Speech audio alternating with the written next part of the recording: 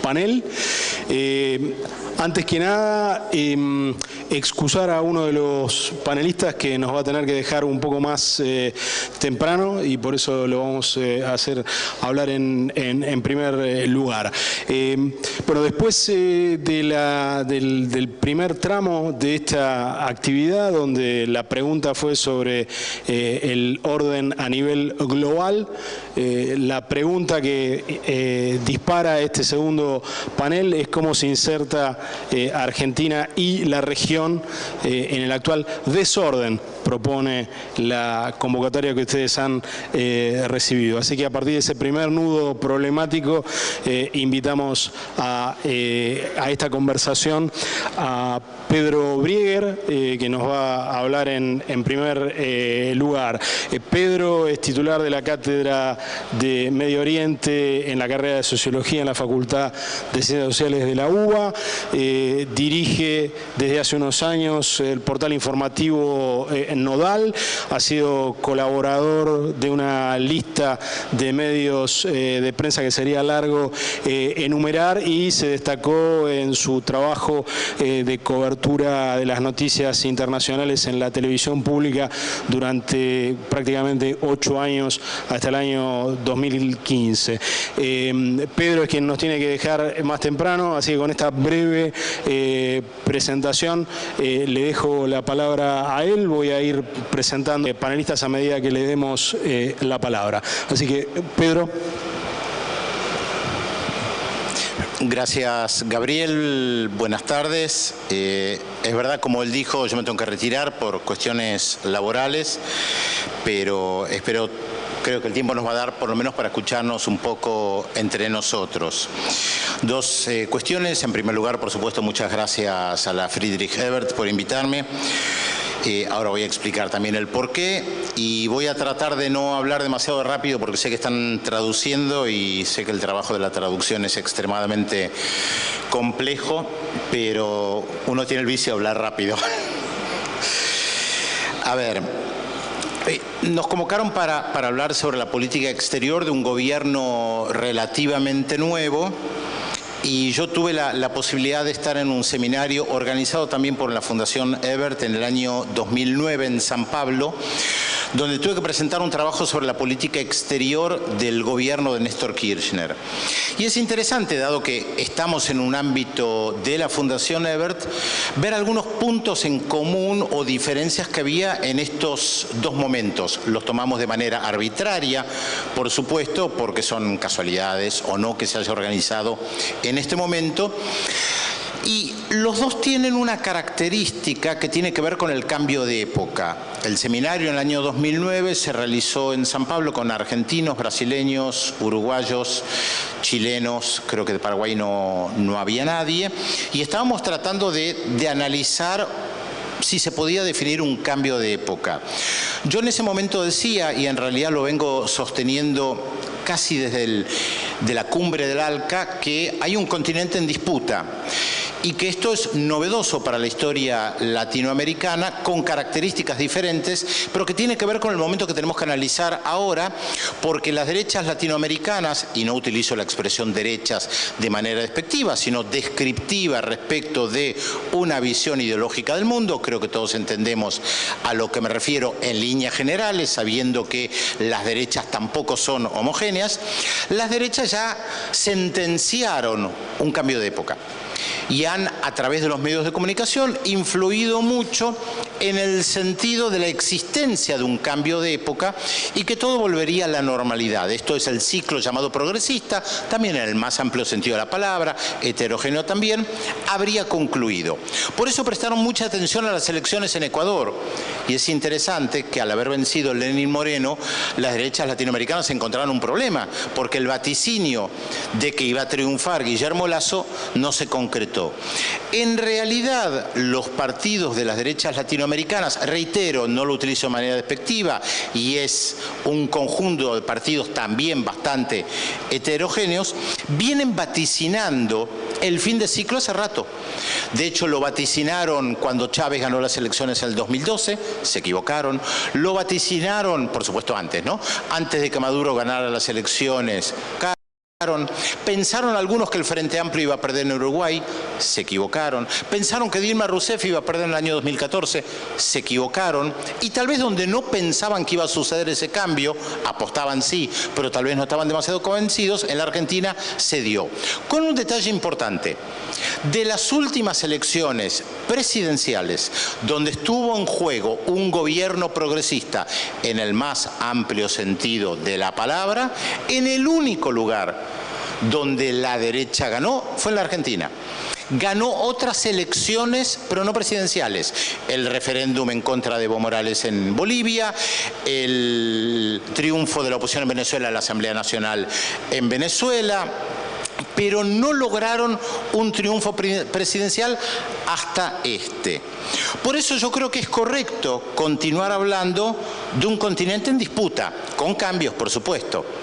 Entre ayer y hoy se conmemoran 10 años de la creación de UNASUR y diríamos que pasó sin pena ni gloria. Muy pocas referencias a un hecho que en su momento fue muy importante y que iba marcando el cambio de época y la disputa por la hegemonía política, diplomática, económica, cultural, con muchas contradicciones, se venía dando desde que Hugo Chávez ganó las elecciones en el año 98 en Venezuela, aunque Chávez también fue mutando. Hay que recordar que Chávez logra el triunfo electoral cuando todavía primaba el consenso de Washington y estaba rodeado de gobiernos neoliberales. Ahora bien,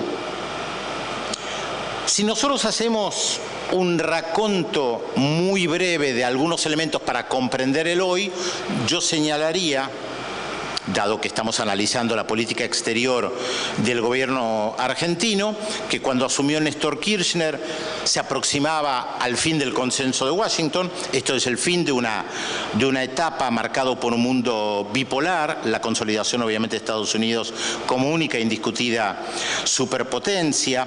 Veníamos de la década del 80, definida como la década perdida.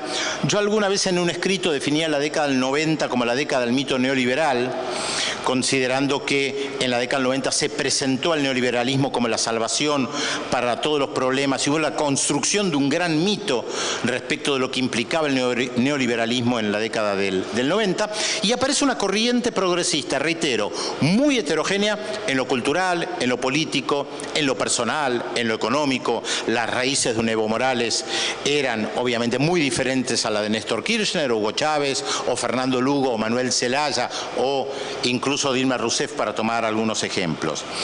Cuando llegan a la presidencia Chávez, Lula, Kirchner, efectivamente aparece esa disputa puesta sobre la mesa. Por supuesto, el momento más interesante en este sentido fue el año 2005 con la Cumbre de las Américas en Mar del Plata. Esta corriente progresista, reitero, en el más amplio sentido de la palabra, tuvo tres características. Una, que fue la de movilizar y refundar, esto es, a través de la movilización refundamos países, asambleas constituyentes, Venezuela, Ecuador, Bolivia. Otra corriente que decidió negociar y pactar, que fue el caso de Lula, negocia con aquellos que después terminan derrocándolo. Y después hay una tercera corriente más ambigua que toma algunos elementos de las otras dos, pero no termina de quedar muy clara, donde uno podría colocar al gobierno de Néstor Kirchner, Cristina Fernández luego, a los gobiernos del Frente Amplio y también a la primera gestión de Michelle Bachelet en Chile. Está claro que se pasa de relaciones carnales a un mundo multipolar, y hay también algo importante que se dio incluso antes de la llegada de Néstor Kirchner a la presidencia, que tal vez en ese momento no se lo analizó con suficiente profundidad, pero que ha quedado en la historia, que fue el rechazo del presidente dual de la Argentina a dos hechos importantes. En primer lugar, no convalida el golpe de Estado en contra de Hugo Chávez en el año 2002, es uno de los primeros que sale fuertemente a condenar el golpe de Estado, y en segundo lugar, tampoco se suma a la invasión a Irak en el año 2003. Ni que hablar que después el propio Duhalde es uno de los primeros en elaborar un texto sobre la unión de naciones suramericanas, un libro ahí perdido, muy difícil de encontrar, y él hasta el día de hoy dice públicamente que tiene un gran vínculo con Lula. Esto es, se estaba configurando un escenario que obviamente va mucho más allá de las personas. Cuando Néstor Kirchner asume como presidente, en la Asamblea Legislativa plantea que no se debían esperar alineamientos automáticos, sino relaciones serias, maduras y racionales, en una política obviamente de multilateralidad. El no al ALCA, se lo mencionó acá, Luciana Giotto lo mencionaba, todos lo tenemos fresco en la memoria, fue algo que yo también creo que no se ha dimensionado lo suficiente, porque en ese momento era el gran proyecto de Estados Unidos para la región. Un proyecto que fracasa y que Luciana, cuando habló, planteó, bueno, cómo se puede retomar este proyecto con algunas dificultades que debería abordar el gobierno argentino en sintonía con otros gobiernos de la región para ver si efectivamente se puede generar un nuevo ALCA o algo parecido. Pero ya voy a llegar a las dificultades que me parece que Luciana planteaba bastante bien. No voy a entrar demasiado en la relación del gobierno de Néstor Kirchner con los Estados Unidos, el pago anticipado del Fondo Monetario Internacional, el tema de la triple frontera, que me parece que hay algo que es un tema que tenemos que seguir de cerca. Recordemos que la triple frontera siempre fue mencionada como el lugar de donde salieron o se originaron los atentados a la Embajada de Israel 92 y a la AMIA en el 94, aunque hasta el día de hoy no ha habido ninguna prueba al respecto. Ninguno de los periodistas, de los servicios secretos, de los investigadores, de los académicos, de los funcionarios del Departamento de Estado que pasaron por la triple frontera encontraron absolutamente nada. Sí encontraron a una comunidad de migrantes libaneses, muchos de ellos chiitas, que adherían al Hezbollah por la política del Hezbollah de defensa de su territorio frente al ejército israelí. Pero ese es otro tema. No encontraron nada que lo vinculara a los atentados. Sin embargo, el terrorismo, como un eje central por parte de los Estados Unidos en su política exterior, forzó a los gobiernos latinoamericanos de manera permanente a adoptar una postura. Y los diferentes cancilleres argentinos efectivamente lo hicieron. Uno puede prever que, dada la nueva vinculación del gobierno argentino con los Estados Unidos, el tema del terrorismo va a volver a estar sobre la mesa, aunque sea de manera muy vaga, ya no buscando Al Qaeda, que nunca encontraron en la región, probablemente buscando al Estado Islámico, que es el que aparece como el nuevo monstruo al que hay que derrotar también en América Latina, aunque no haya ninguna prueba al respecto. La política de Cristina Fernández yo creo que tuvo una continuidad respecto de la política de Néstor Kirchner. Digo en líneas generales, no es motivo de nuestro análisis ahora, pero la pregunta es, ¿cómo llega Mauricio Macri a un contexto latinoamericano muy diferente al de la década de los 90? Entre otras cosas, porque más allá de que los postulados respecto de la política económica y la política exterior de la Argentina sean similares a los que se planteaba en el consenso de Washington, hay algo que cambió y es la región. Por lo tanto, se encuentra con un contexto diferente donde, por ejemplo, existe UNASUR, uno podrá decir devaluado, pero ninguno de los gobiernos latinoamericanos decidió salirse de UNASUR, ni siquiera Álvaro Uribe en su momento, 2008, si mal no recuerdo, cuando se planteó con dureza el tema de las bases militares y se lo forzó a ir a Bariloche, a una cumbre especial de UNASUR para ver el tema de las bases. Ni siquiera en ese momento Colombia decide retirarse de UNASUR, y es más, el gobierno que lo sucede con Juan Manuel Santos a Álvaro Uribe. Hay un problema con los auriculares. ¿Voy bien? ¿Voy demasiado rápido? Bien, sigo retomando. Retomo esto. Recuerden también que Juan Manuel Santos, que sucede a Álvaro Uribe, realiza un giro respecto de su política exterior, un acercamiento a Venezuela y a Cuba, que además esto me parece importante para señalar, porque sin la corriente progresista en la región, y esto es parte del cambio regional, Juan Manuel Santos no hubiera podido llegar a un acuerdo de paz con la FARC.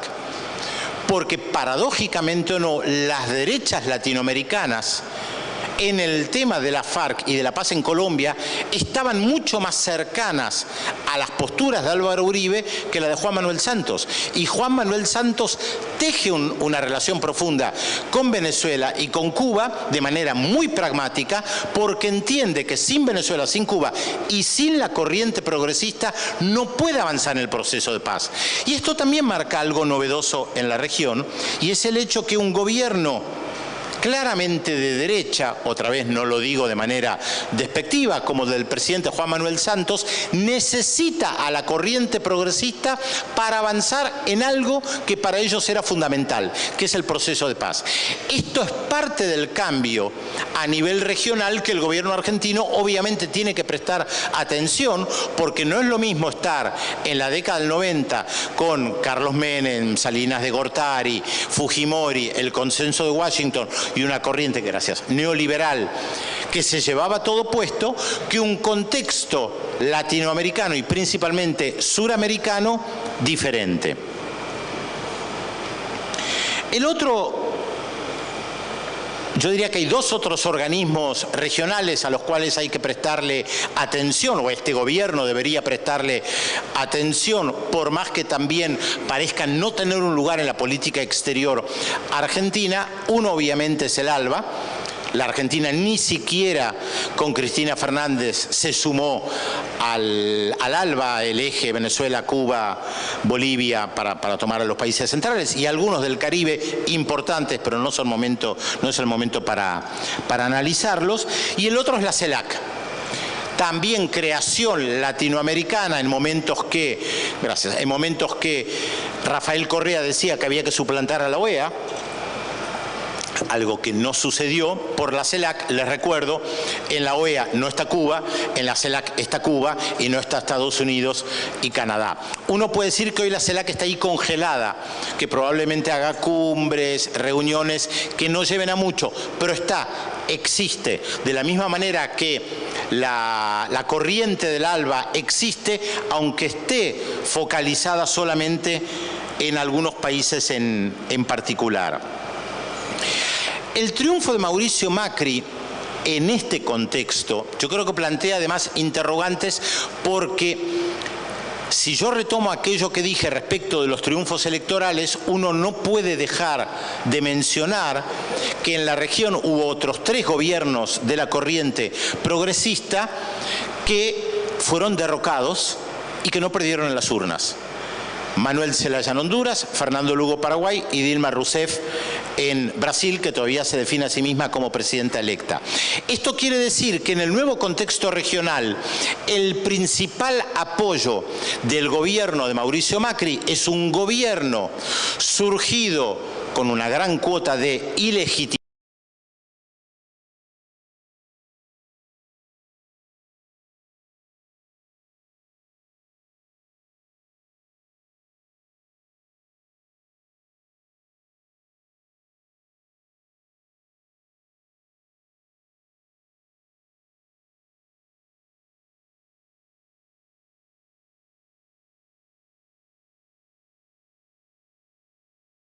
va a durar Michel Temer.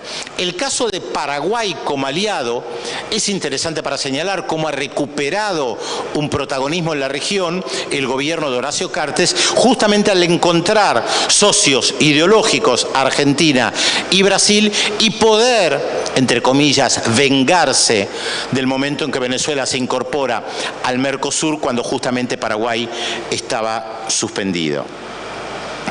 ¿Cuál es uno de los problemas que yo creo que tiene, tengo unos minutos más nada más para hablar, uno de los problemas que tiene el gobierno argentino y las derechas latinoamericanas? Voy a ir a los medios de comunicación, porque los medios de comunicación no reflejan toda la realidad, pero a veces permiten entender algunas claves. Desde el triunfo de la Argentina, o sea, de Mauricio Macri en la Argentina, los medios de comunicación de las derechas latinoamericanas plantean la necesidad de encontrar un líder de derecha que pueda enfrentarse a la corriente progresista. Lo señalaron inmediatamente cuando ganó Mauricio Macri. Ya aparecía como el nuevo líder regional. Y recuerdo que en ese momento yo decía, además lo dije en público, así que repito lo que dije en su momento, construir un liderazgo regional no es algo sencillo. Hay que tener vocación y hay que tener algo diferente para decir. Cuando gana Kuczynski en Perú, algunos de los que planteaban que el líder era Macri giraron, especialmente el diario El País de España, y empiezan a mirar a Kuczynski como el nuevo líder de la derecha regional. Tampoco creo que eso pueda suceder. Entre otros motivos, y con esto concluyo, Gabriel ya me está mirando, entre otros motivos, porque creo que el gran problema de las derechas latinoamericanas, incluido del gobierno argentino, es que no tienen nada nuevo para ofrecer. Los gobiernos progresistas introdujeron un debate novedoso en la región, con sus incongruencias, con sus altibajos, con sus problemas, con sus dificultades, algunos que fueron al choque, más o menor medida, pero ponen sobre el tapete en la región nuevos temas. Y uno de ellos es la integración regional. Por eso UNASUR, por eso la CELAC, por eso ALBA, por eso Petrocaribe, y podríamos seguir con algunos organismos regionales que no estaban exactamente en la cabeza de las derechas latinoamericanas. Me podría remitir al Mercosur básicamente como un acuerdo de negocios. Entonces, ¿cómo se puede erigir un país en líder regional? Primero tiene que tener vocación, que tenía, por ejemplo, Hugo Chávez, desde otro signo ideológico, en la región. Hay que tener vocación para liderar. Y la pregunta es, ¿liderar qué? Para liderar algo hay que tener un horizonte. ¿Cuál sería el horizonte? Un nuevo tratado de libre comercio con los Estados Unidos, como mencionaba antes Luciana, ampliado, pero se encuentra con que ahí no van a entrar todos los países. Está claro que hay determinados países que van a decir que no, de la misma manera que en el 2005 los 4 países del Mercosur y Venezuela le dijeron que no al ALBA. Hoy hay un conjunto de países abroquelado que no va a aceptar un acuerdo regional con estas características. La pregunta es con qué contrapropuesta pueden tener. Recordemos la Cumbre de las Américas. Para los que no estuvieron ahí, al finalizar la cumbre hubo muy pocos presidentes que salieron a hablar. Uno de ellos fue el presidente Vicente Fox de México, y después Hugo Chávez a altas horas de la noche en un hotel. Y Fox y Uribe, que también estaban en la cumbre, no tenían nada por ofrecer. Frente al rechazo del ALCA no había propuesta. Y no había propuesta porque creo que uno de los problemas centrales de las derechas latinoamericanas es que están subordinadas a la política de los Estados Unidos. Por lo tanto, no tienen nada por ofrecer. Si Estados Unidos no ofrece el ALCA, ¿qué ofrecen? La Alianza del Pacífico. Es un chiste, la Alianza al Pacífico no ofrece absolutamente nada. Brasil no necesita la Alianza al Pacífico para tener a China como principal destino de las exportaciones, no lo necesita Uruguay, no lo necesita Argentina, y además la Alianza al Pacífico nació claramente para contrarrestar a la UNASUR. ¿Para qué sirve la Alianza al Pacífico? ¿Para que 400 colombianos tengan una beca y vayan a estudiar a Chile? Pero si pueden venir a estudiar a la Argentina gratis. ¿Para qué necesitan la beca para ir a estudiar a Chile? Entonces, ¿qué es lo que ofrece? Fíjense, lean los documentos de la Alianza al Pacífico y van a ver que más allá de generalidades u oposición a UNASUR, no ofrece nada. Y creo que este es un problema central que tienen las derechas latinoamericanas, incluido el gobierno de Mauricio Macri, cuando se plantea una política exterior hacia la región. Muchas gracias, Pedro. Muchas gracias, Pedro. Ahora vamos a escuchar a Jorge Tayana. Jorge Tayana es actualmente vicepresidente del Parlasur, es director ejecutivo del Centro Internacional de Estudios Políticos de la Universidad Nacional de San Martín. Tiene una larga trayectoria política que lo llevó no solo a participar intensamente en los años 70, sino a ser detenido en 1975 bajo el gobierno de Isabel Martínez de Perón y a pasar 7 años en la cárcel bajo la dictadura militar.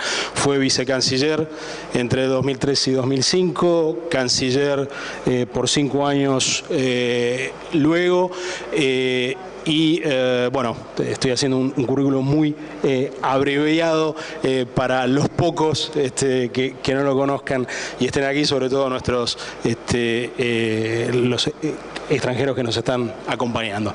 Así que, Jorge. Bueno, gracias por... Está prendido, ¿no?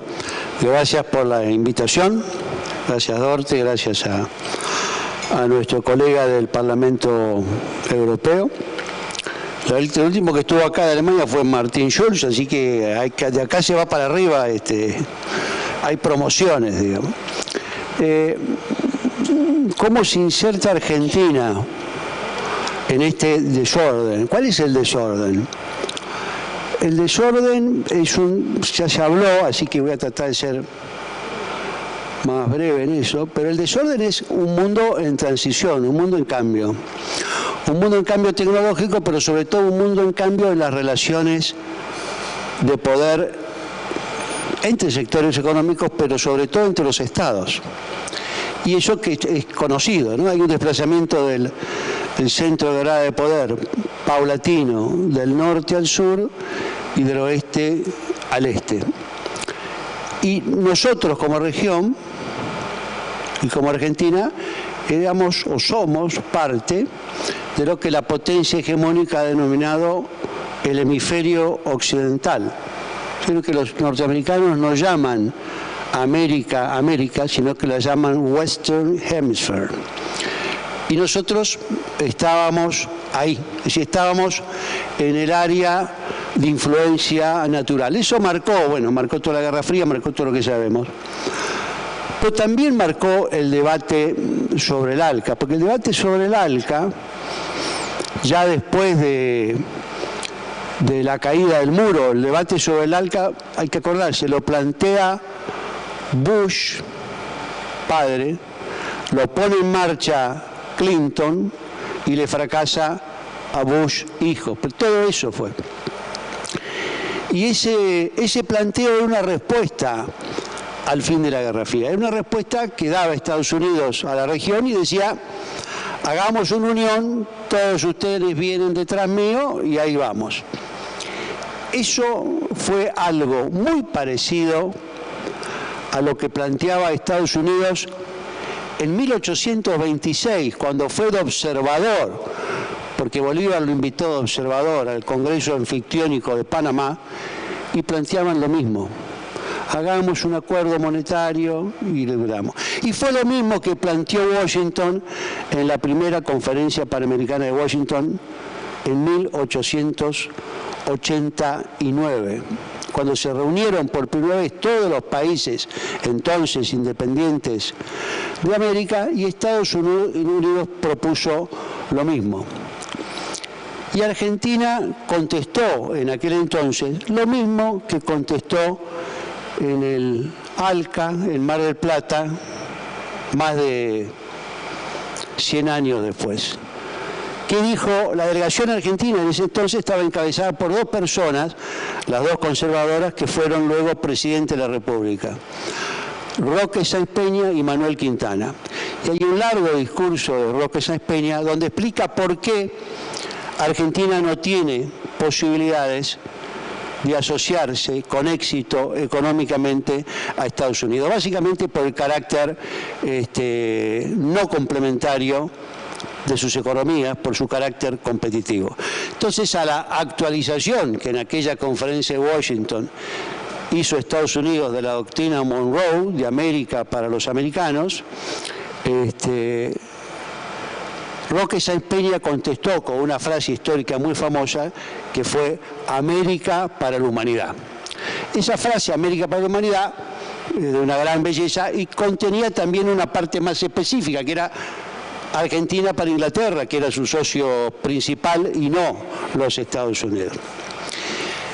Digo esto porque en Mar del Plata, cuando fue el ALCA, ya casi como está por finalizar, ya habían sucedido los principales debates, Bush hijo pidió la palabra, estaba molesto el hombre, y dijo algo así como, bueno, yo no sé por qué hay tanto lío y tanto debate, si al fin y al cabo todo esto es lo que hacemos para ver cómo nos defendemos de China. Eso lo dijo en el 2005. Nadie hablaba de China en esa reunión, ni no estaba presente. Nosotros habíamos ido con Néstor a China en el 2004, así que algo sospechábamos que había que tener alguna relación de importancia con China, pero no era el tema. Y si ustedes se fijan, ¿quiénes se opusieron al ALCA entonces? Salvo excepciones, Chile, en general, los que se opusieron al ALCA fueron los países que veían en China un mercado con posibilidad de complementación. Y los que apostaban al ALCA eran los que veían en China un mercado competitivo, sobre todo de su producción de maquila y de la colocación de la misma en Estados Unidos. Ese equipo se mantuvo, y se mantuvo bastante más allá incluso de las fronteras ideológicas, porque acá se ha mencionado lo de qué países se opondrían al ALCA. Pero recordemos que varios países del ALBA están dentro de los acuerdos de libre comercio con Estados Unidos. Los países del Caribe anglófono y ciertamente Nicaragua, sandinista, que es parte del ALBA y es parte del acuerdo de libre comercio de Centroamérica y la República Dominicana con Estados Unidos. Toda América Latina hizo acuerdos de libre comercio con Estados Unidos, salvo el Mercosur, los 5 del Mercosur, yo cuento a Venezuela como parte del Mercosur, Cuba, Bolivia y Ecuador, nada más. Entonces, la tradición del sur de tener una economía competitiva y no complementaria con Estados Unidos es una tradición bastante histórica, fuerte en la Argentina, más mixta en Brasil, que ha ido y venido a lo largo de su historia, pero es una tradición que se mantiene. Y ahora volvemos a tener un gobierno que en este mundo, luego de la crisis del 2008, tiene definiciones ideológicas a la que le dan interpretación política, en donde parten de la base, y eso es el gobierno del ingeniero Macri, que la buena relación con Estados Unidos es el punto de partida para un ciclo positivo en la economía, en la sociedad, en todo. Eso es una definición ideológica que ha tenido la derecha. El único que tuvo esa definición antes fue el gobierno de Menem, que fue consistentemente también aliado de Estados Unidos en la idea que esa alianza es positiva para la Argentina, y los resultados son los que se terminaron de ver cuando De la Rúa volvió contento con el mega canje y todo se hundió en el desastre, y los argentinos se sintieron traicionados por ese Estados Unidos que teóricamente lo apoyaba y al cual había hecho que Argentina participara de la primera guerra del Golfo. Ustedes se acuerdan que Argentina participó de la primera guerra del Golfo. Ahora, esa tesis o esa hipótesis de la derecha argentina, que llevarse a gran potencia con Estados Unidos es la fórmula para que nos vaya bien, tiene Malvinas. También se parte la base, como en su momento partió Menem, que si hacemos lo que ellos piden, vamos a estar más cerca de que ellos reconozcan lo que nosotros queremos. Nada en la historia, no solo de la Argentina lamentablemente, sino en general de la humanidad, indica que esas estrategias hayan sido exitosas. Ahora, el contrasentido que tiene el gobierno del ingeniero Macri es que tiene esa vocación por Estados Unidos, una vocación que tuvo un éxito inmediato muy grande, porque él le dio 15.000 millones de dólares a los Estados Unidos, a los fondos que se debía, a los fondos buitres, y logró que el presidente de los Estados Unidos viniera a la Argentina, lo cual desde el punto de vista político fue un éxito, quizás un poco caro económicamente, pero logró ese hecho. Pero con Trump, del cual era amigo y compañero de fiestas, tiene una dificultad. Uno, no está clara la política del hombre hacia América Latina en general y en América del Sur en particular. Dos, Estados Unidos sí va a buscar una mayor presencia económica y una mayor correspondencia económica, y por lo tanto una menor importancia relativa del vínculo con China, que es lo que ha crecido en América del Sur en los últimos años. Y eso es algo que intentó hacer Macri en el comienzo y muy rápidamente tuvo que cambiar de posición. De hecho, va a ir, después de verlo a Trump, va no menos de un mes después a China, y los acuerdos básicos con China los ha tenido que mantener a pesar de que él dijo que eran malos, que había que sacarlos, que había que cambiarlos. Me parece que está casi obligado a repetir la frase de Sáenz Peña, América para la humanidad, con otro correlato, y por lo tanto no va a poder hacer lo que él cree que naturalmente tendría que suceder, que es que Estados Unidos le brinde una gran posibilidad y una gran apertura. Sí me parece que hay vocación de enfoque político lo que hace Macri y lo que va a hacer Temer y lo que hace Cartes. La verdad es que los 4 países de la Alianza del Pacífico, 3 de ellos son estados asociados del Mercosur de hace 20 años y tienen procesos de degradación desde hace 20 años. Y con México, que fue una negociación, todos los países del Mercosur, los 4 históricos, digamos, que son los que están en este debate, tienen acuerdos de complementación económica y tienen procesos de grabación bastante aceptados. Incluso algunos lo denominan acuerdo directamente de libre comercio. Así que yo no creo que eso desde el punto de vista económico tenga mucha mayor trascendencia, ni los estudiantes van a ir. Le vamos a poder vender más autos a Colombia, ojalá. Pero no creo que sea una cosa muy significativa. Lo que sí creo es que tiene un valor ideológico para los gobiernos de derecha importante. Es una forma de presentar que se supera la grieta Pacífico-Atlántico y se supera sobre las bases, en realidad, del Pacífico, sobre las bases de volver a un modelo de regionalismo abierto. En Estados Unidos, la verdad es que no sé bien cuál va a ser la política para la región, no han terminado de designar las personas. Lo único que está claro es que algo que sucedió durante Obama, que fue, o Bush, ya fue el final de Bush, que fue la recreación de la Cuarta Flota,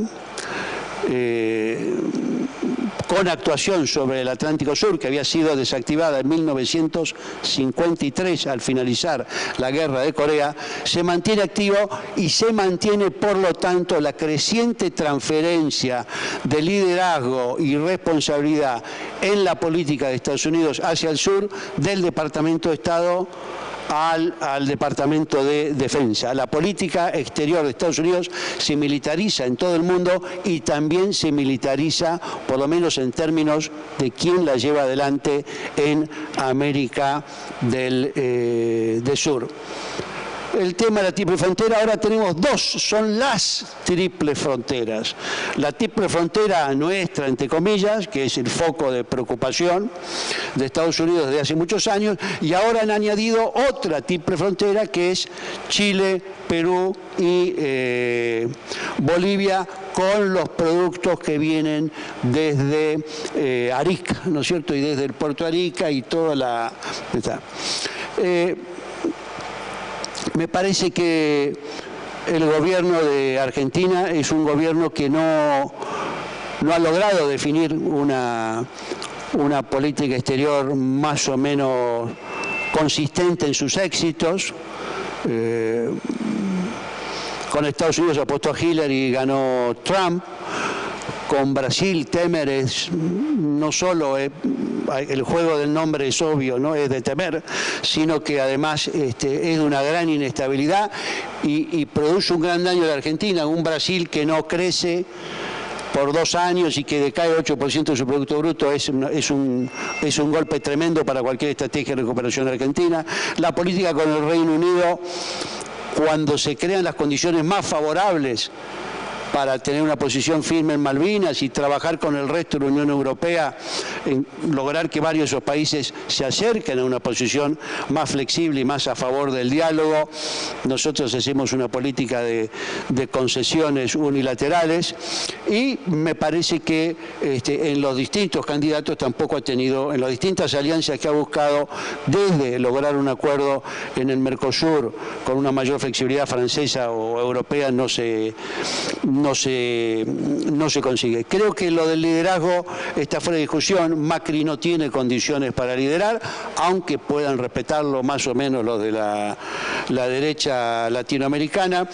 Y creo que más allá de la voluntad, la necesidad de volver a darle prioridad a la región está clara, y es una cosa que toda la derecha está reinsistiendo en el mundo. El mundo está muy complicado, volvamos a la región, que por otro lado es el destino de nuestras exportaciones, sobre todo de nuestras exportaciones con mayor valor agregado. Nada más.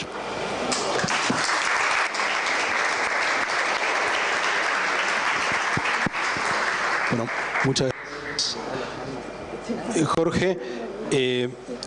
Presento ahora a la tercer panelista. Nos acompaña Diana Tusi, que actualmente dirige la maestría en Relaciones Internacionales de la Facultad Latinoamericana de Ciencias Sociales, sede Buenos Aires. Diana es investigadora superior del CONICET y es una, en nuestro medio, es una de las investigadoras que más ha trabajado en los temas de comercio internacional y comercio regional. Así que le damos la palabra a Diana. Sí, no. ¿Está prendido? Sí. Bueno, lo voy a defraudar porque no voy a hablar de comercio, así que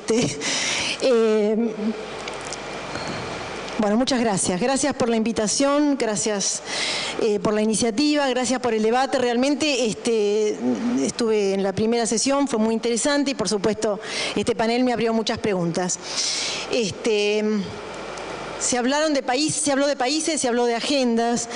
Yo voy a hacer un pincelazo sobre los cambios, la pregunta del orden o el desorden, que es una pregunta muy típica de relaciones internacionales, y voy a hacer estos pincelazos ordenándolos en dos ejes. Uno es la transición hegemónica, digamos, a la que hacía referencia Jorge, que es un tema clásico de relaciones internacionales. Los países surgen, cómo van cambiando el orden, se incorporan a este orden pacíficamente o no tan pacíficamente. Hay toda una teoría de transición hegemónica que dice que no se acomodan pacíficamente, que normalmente esto tiende a la guerra. Bueno, yo no la creo, pero no importa, estoy solamente tirando algunas ideas. Pero realmente es una pregunta típica de relaciones internacionales, ¿no? Y con esto viene la tecnología dosada de los nuevos países, las armas y billetes de los nuevos países. Esta situación de transición hegemónica, bueno, ya la vemos hace por lo menos 10 años, digamos, ¿no? Y es lo que permitió, algo que también hacía referencia a mis colegas anteriormente, a el surgimiento de una nueva forma de integración regional que nosotros, para diferenciarla de la integración comercial, la llamamos regionalismo, digamos. Es lo que llamamos el regionalismo posthegemónico, precisamente porque se dio, primero, con nuevos contenidos, no comercialistas, no comerciales, comercio, pero no solo comercio, pero sobre todo creando marcos normativos de solidaridad, cementando mucho menos el comercio que estos marcos normativos de solidaridad, de políticas de desarrollo, etcétera. Entonces, en este contexto es que hablábamos del regionalismo posthegemónico, a los que hicieron referencia recién, el ALBA, la UNASUR, el Mercosur mismo, que tuvo una etapa de regionalismo posthegemónico, con mucha agenda social sobre todo. Bueno, esta es la primera idea, digamos, la idea de la transición hegemónica. Es una primer eje sobre el que quiero compartir con ustedes. El segundo, que me parece que es el enorme cambio, que era un poco menos, por lo menos para mí, mucho menos esperado, y que se está planteando con una virulencia muy fuerte, es lo que yo llamaría la periferización de los centros. o por lo menos la conciencia de periferización de los centros más que la periferización. La periferización regional en muchos países del centro es muy obvia. Es decir, yo estuve recientemente en Baltimore, nunca había estado en Estados Unidos en una región, yo había estado en donde uno hace turismo, Nueva York, Miami, San Francisco. Bueno, me tocó Baltimore. Es impresionante, impresionante. Caminar por la ciudad de Baltimore es no solamente un polvorín, ahí es donde, claro, mataron donde fue Black Lives Matter, uno de los grandes movimientos, 5 días de casi una guerra civil, uno hubiera dicho. Yo estuve este año en realidad, pero la ciudad era un polvorín y se notaba que era un polvorín. Es decir, y que no blancos y negros nada más. Era el nivel de tensión y de violencia a flor de piel era impresionante. La gente muriendo no, durmiendo en Starbucks tampoco, durmiendo en McDonald's, durmiendo en el otro, ¿cómo se llama? Subway, etcétera. Es decir, realmente una situación social y política que me parece que yo no tenía tan consciente, digamos. Obviamente es donde, no solamente en Baltimore, pero digamos donde Trump ha hecho no ha tenido tanto éxito. Bueno, esto es lo que yo llamo la periferización de los centros. Y esto es una cosa que nosotros no teníamos tan incorporada a nuestro radar, ¿no? Y acá es donde veo un enorme cambio. Si la resistencia al orden neoliberal en la última década venía del regionalismo posthegemónico y sobre todo del regionalismo de América del Sur, hoy lo que estamos viendo es que la resistencia al orden neoliberal está viniendo del corazón de Estados Unidos y del corazón de Europa, por supuesto, también, como vimos en el panel anterior. Entonces, ¿en qué mundo se inserta la Argentina? Creo que en esto estamos bastante de acuerdo. Se regresa a un mundo que no se imaginaba. Yo no voy a decir que yo me lo imaginaba, pero que de verdad no se imaginaba. Es decir, ¿dónde está ese mundo al cual Argentina quería insertarse? El primer mundo, tan cristalizado, se está aparentemente, no digo que se desmorona, pero tambalea. No tambalea como mundo, pero tambalean esos valores, tambalean esos organismos, tambalea la Unión Europea, ¿no? Confieso que para mí realmente esto es muy... no me imaginaba, nunca me imaginé... Realmente, yo tengo 30 años de relaciones internacionales, estudiando las relaciones internacionales, nunca me imaginé... A pesar de que uno puede decir, bueno, Gran Bretaña nunca perteneció del todo a la Unión Europea, bueno, siempre estuvo con un pata afuera, bueno, ya sabemos, pero nunca me imaginé que Gran Bretaña podía tirar el acuerdo así, por la mesa. Y yo no voy a menospreciar este cambio, para nada. Está bien, voy a aceptar que Gran Bretaña no es Francia, como decía nuestro compañero Joe, pero es cierto, no es lo mismo que Gran Bretaña se vaya a que se vaya Francia o se vaya Alemania. Pero no hay antecedentes en la historia internacional de un país yéndose de un acuerdo internacional de la magnitud que es la Unión Europea. Es decir, no hay.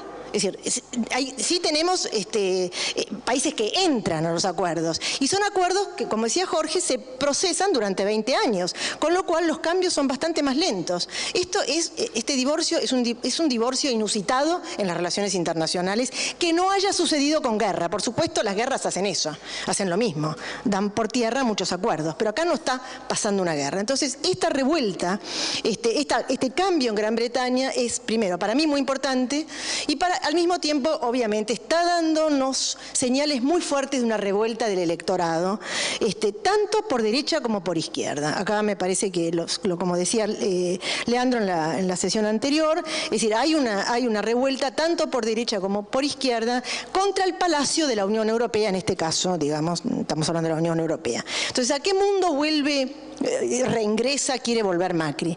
Instituciones que se desmoronan o que se van a reconfigurar como mínimo. Un populismo que permea hasta el Vaticano. Y acá les quiero recomendar un libro de José Fernández Vega sobre el Papa Francisco. Realmente fantástico.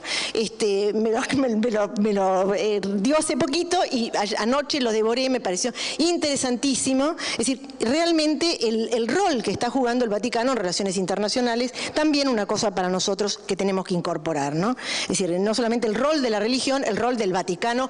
Finalmente, el Vaticano es un Estado, ¿no? No solamente es la religión, es un Estado.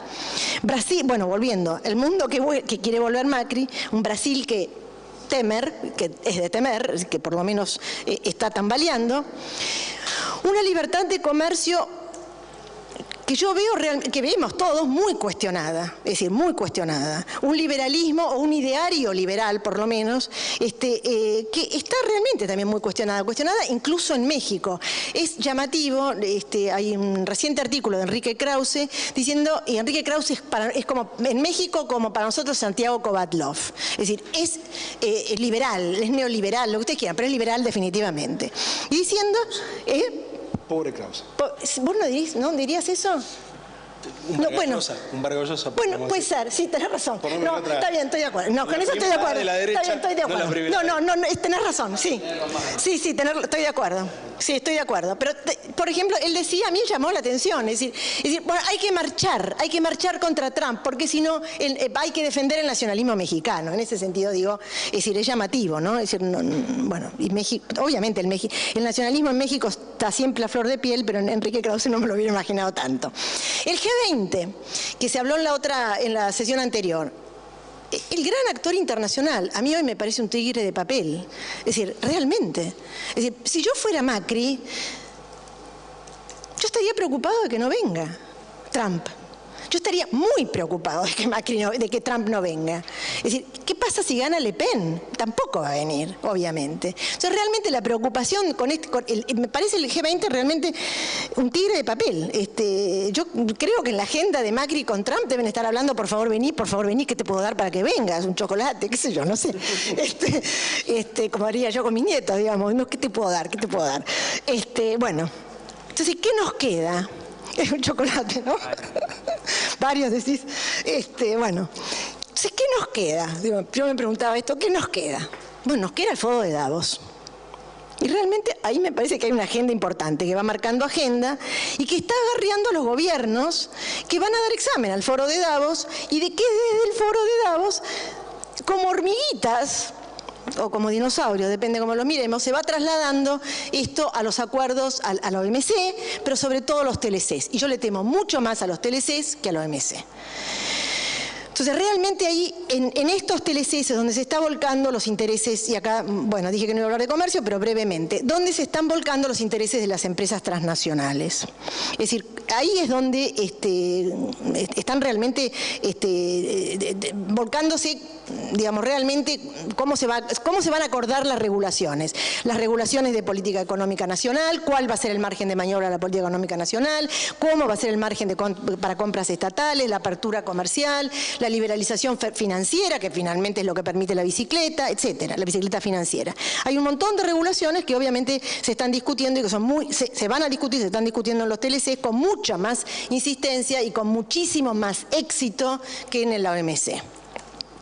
Es decir, finalmente lo que se discute en todos estos acuerdos son regulaciones, y es muy, muy impresionante verlo, sentirlo, sufrirlo, lo que ustedes quieran, ¿no? Es decir, regulaciones que se están sintiendo, tienen implicancias a nivel de sector, a nivel del producto. El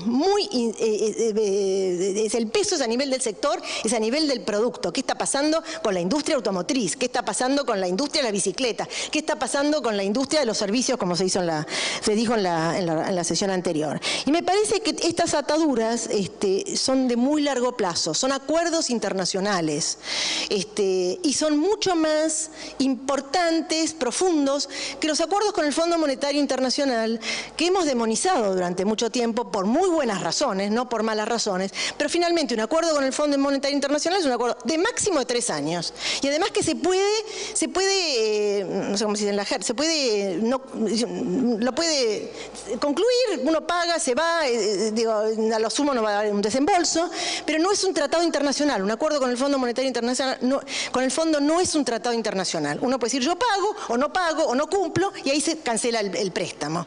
Es decir, es muy diferente. Estamos frente a un tratado internacional del cual es muy difícil irse. Tenemos, fíjense, los dos precedentes de países que se están yendo, o que están, uno es Gran Bretaña y el otro que está renegociando negociando es Trump. Hay que tener ese poder para poder irse a un acuerdo internacional. Yo no me imagino qué hubiera pasado. El gran, digamos, perjudicado del NAFTA, México, si hubiera querido ir, lo hubieran matado en el camino, digamos, ¿no?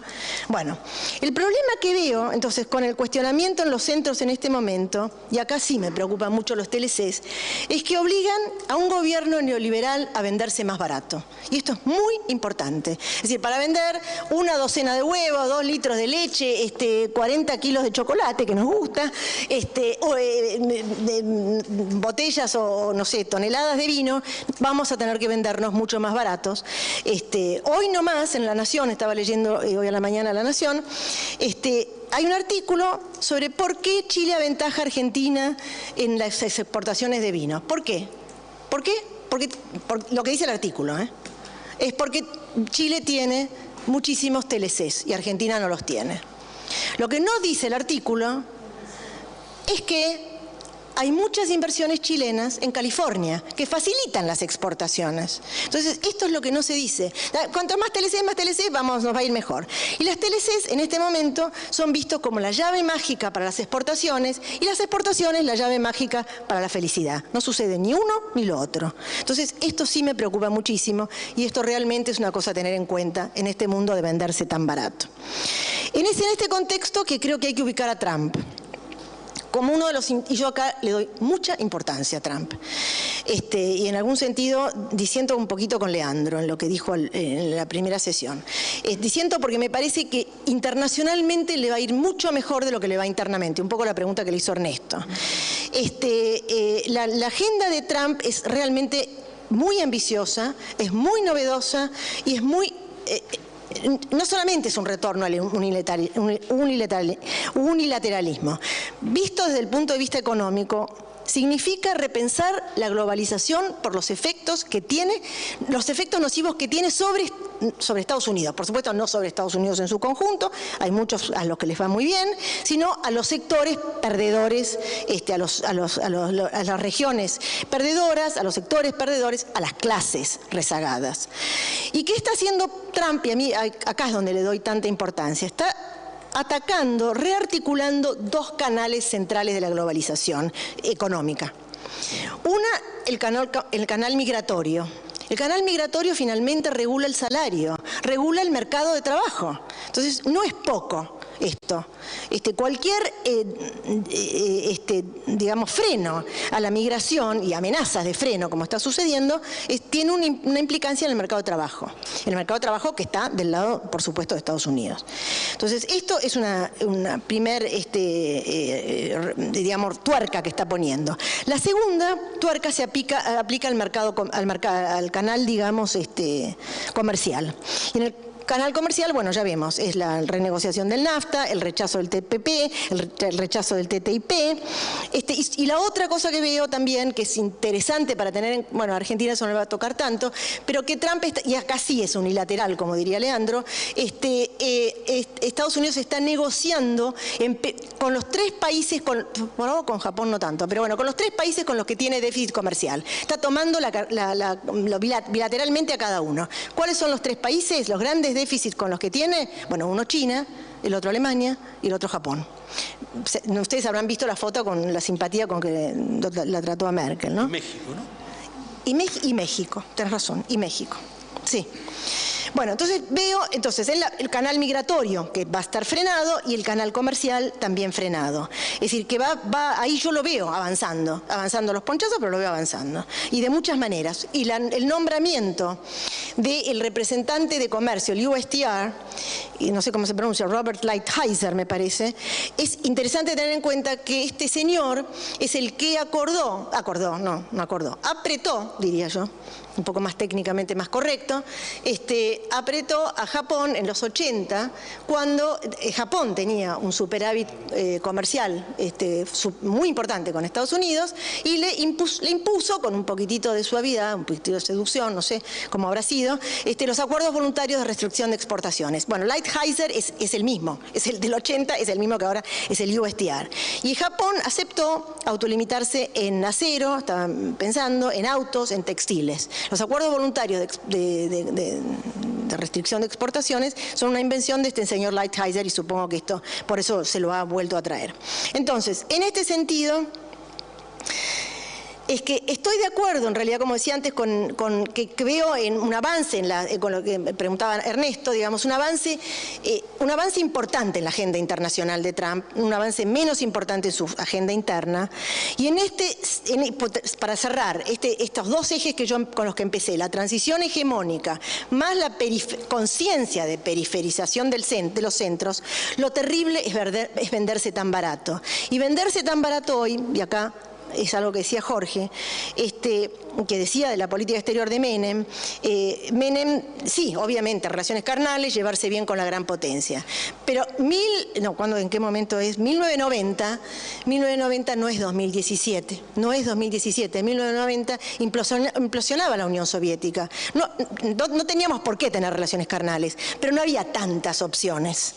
Entonces, podíamos haber sido un poquito más pragmáticos, sí. Pero hoy es una situación de una fluidez en el escenario internacional muy desaprovechada, donde venderse barato realmente no tiene ningún sentido.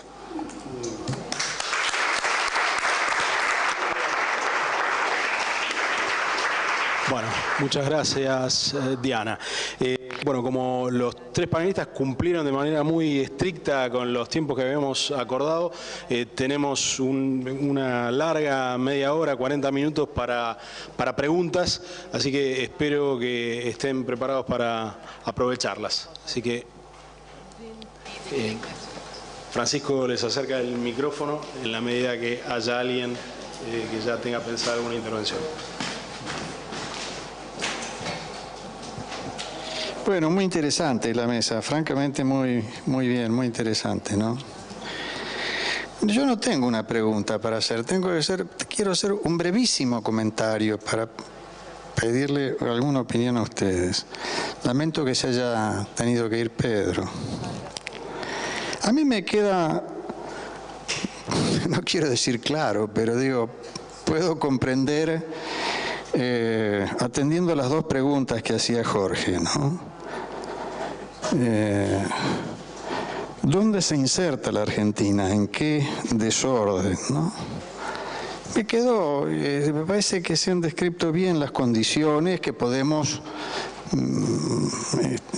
establecer o colocar en este momento, ¿no? El tapiz, como decía algún teórico de la sociología, tiene que desarrollarse un poco más para que podamos ver qué es lo que contiene, efectivamente, pero de lo que estamos viendo me parece que eso ha quedado en esta sesión, en este tramo, en este panel 2, bien, me parece que bien formulado, ¿no? Lo que me parece que no queda tan bien formulado es cómo se inserta la Argentina. Y aquí es donde voy a decir muy rápidamente un pequeño comentario, porque me parece que mi manera de verlo es muy drástica, ¿no? Eso lo digo con cierta precaución. Argentina está intentando una inserción pasiva en este desorden. Confiaba en una lluvia de dólares, lo voy a decir muy rápido, ¿no? Y parecía estar basado el discurso de Cambiemos, de nuevo, en una teoría boba del derrame. Entonces, esta pasividad y esta bobez, no sé cómo decirlo, esta condición de bobo, de pronto enmascaran una situación que no tiene nada de boba ni nada de pasiva. ¿Cuál es? Para decirlo también muy rápidamente. Cuando quiere que suceda esto, que haya derrame, que haya lluvia de dólares, pareciera que concibió que tenía que generar las bases para construir una economía abierta, razón por la cual insurge contra la llamada herencia recibida, que más bien se fundó en un modelo heterodoxo. Entonces me parece que estamos en el peor de los mundos. Estamos yendo a una inserción pasiva sobre la base que no sabemos cómo quiere integrarla en este desorden, porque lo que está intentando es una opción que ya se terminó, para la cual no hay condiciones hoy, no hay ni condiciones internas ni condiciones internacionales. En fin, lo veo muy difícil y auguro tiempos muy difíciles para la Argentina, lamentablemente.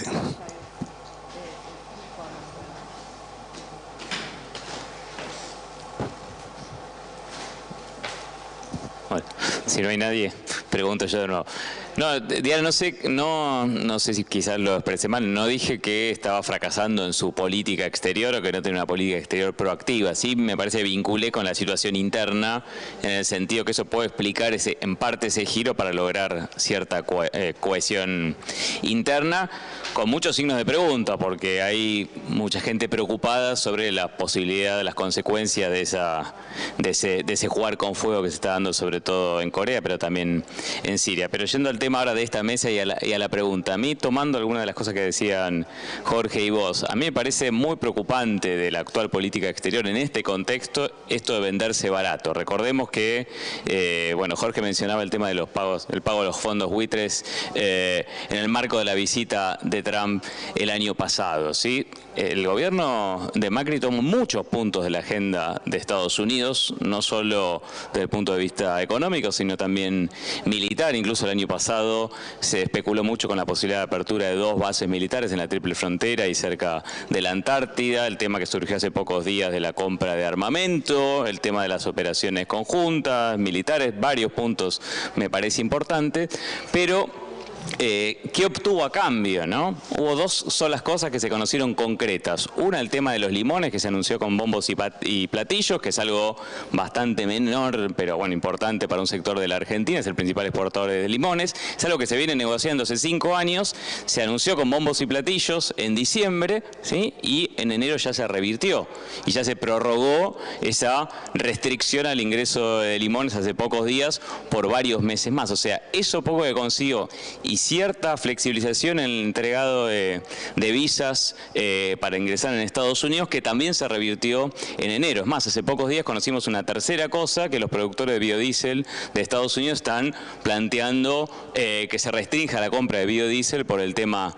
del dumping. Y cuando uno lee lo poco que conocemos de la reunión que van a tener, con esto cierro y se lo pregunto a ustedes, que van a tener de acá a la semana que viene, el 27, Trump y Macri, conocemos más por el informe, por el comunicado de la Casa Blanca, hay 2 cosas que llaman la atención. Una de las cosas que dijo el gobierno de Trump que va a discutir con Macri es el tema de la creciente injerencia de China en el continente, ¿no? China en los últimos años se transforma, en los últimos 10 años, primero o segundo socio comercial de muchos países de la región, uno de los principales inversionistas, todavía sigue siendo Estados Unidos el principal, pero China está pisándole los talones, y un prestamista muy importante para muchos países de la región. Si bien, como dijimos antes, hay acuerdos Estados Unidos-China, incluso con el gobierno de Trump, que los conocimos, o en parte lo estamos conociendo este mes, Macri va a ir en mayo, como recordaba Jorge, o como recordaba Brieger antes, va a ir a China, pero hay ahí una disputa de áreas de influencia, me parece importante. Pero el otro punto que dijo es que quieren discutir